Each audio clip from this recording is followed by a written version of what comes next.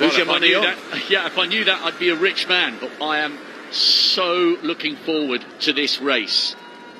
Can Omanyala become the first Kenyan to win this title in 60 years? Or will it be Akani Simbine successfully defending his crown and joining Don Quarry and Linford Christie as the only three men to do so? The African champion and the defending champion drawn in adjacent lanes, and a little touch of the fist there, maximum respect between them.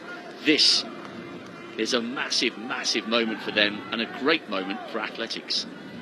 Linford Christie winning consecutive titles for England back in 1990 and 94. Then it was Atto Bolden of Trinidad and Tobago in 98. Kim Collins, remember him, for St Kitts and Nevis in 2002 was the champion. Asafa Powell took the first of 3 Jamaican golds in 2006 in Melbourne. Then Lerone Clark of Jamaica took gold in Delhi 2010, followed by Kimart Bailey-Cole in 2014 in Glasgow. And Simbine, yes, he is the defending champion.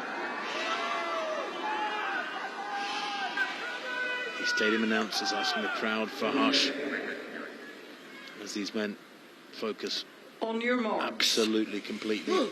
Hearing the starters' orders, don't want any noises. Clicking of cameras sometimes is a problem, but they are called to their blocks.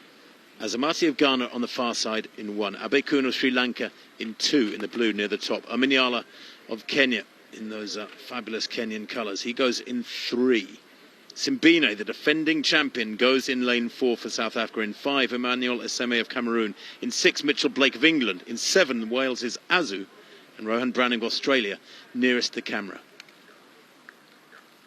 Set. Good start there from Omanyala. He's got the jump on Simbine at the moment. Omanyala's going away with this one. He will not be caught. This is justice for the man who couldn't do himself justice in Eugene. He takes the gold for Kenya. 10.02 into a slight headwind, minus 0.9. But daylight between Ferdinand Omanyala of Kenya and the rest.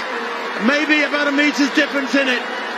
The winning time, well, it doesn't matter a hoot. Who cares that it wasn't under 10 seconds?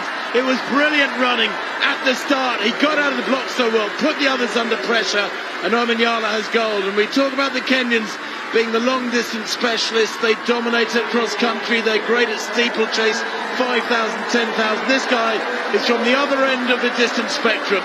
Akani Simbine takes the silver, 10.02 from Omanyala. The South African 10.13. I think a tinge of disappointment of those features. He was well beaten, but he does take the silver. And Yupun Abeykoon of Sri Lanka, a bronze medal, 1/100th behind Simbine. And Azamati of Ghana, the unlucky 4th place. Again, just 2 100ths down on bronze.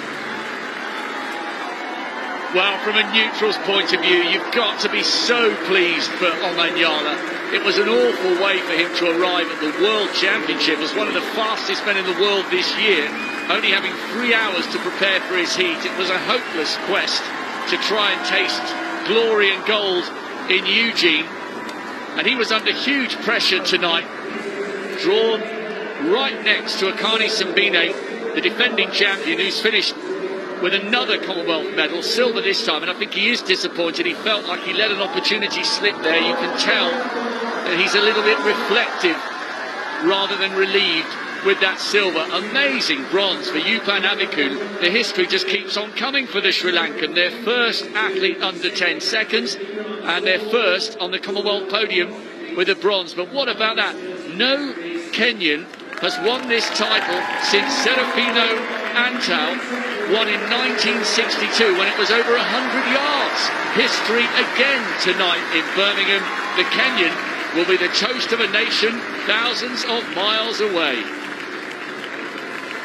Well, Omanyala was the favourite. You look at his credentials on paper, the 4th fastest in Commonwealth history, 9th fastest man ever from anywhere around the planet. 9.77 he ran in the middle of September last year.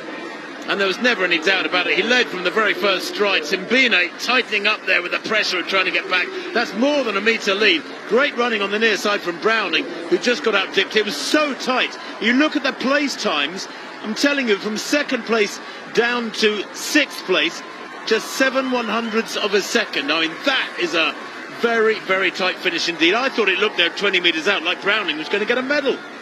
Yeah, I did, because he was closing, and then it all got a little bit tight on the line. I said this during the semi-finals. He looks like he's built like a boxer rather than a sprinter. His upper body is absolutely massive. And just like Julius Yego, who became a world champion for Kenya in the javelin, Omanyala is showing that the Kenyans don't just win medals when it comes to the steeplechase, the 1500, the 8, the 5 and the 10. He is a history maker and a record breaker for the proud East African nation. And I wonder how many more Kenyans will want to get into sprinting after seeing what Omanyala has done here in Birmingham and around the World's Diamond League circuit over the last couple of years. That was superb. Wasn't it just? And frankly, it wasn't close. Come the finish, 10.02 to 10.13. That's a metre and more, the speed they're moving at. They all hit top speed around between 60 and 80 metres, and then it's a case of holding form, trying not to decelerate too much.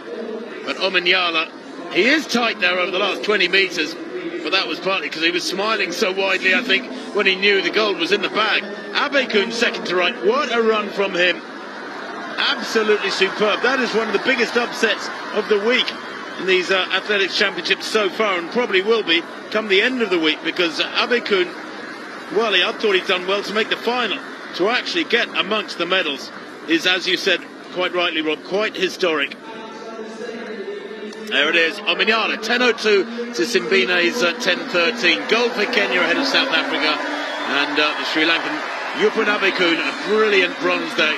The Ghanaian Benjamin Azamati, just 2/100ths shy of the medals, and Jeremiah Azu of Wales, well, that's a superb fifth place for him, 10.19.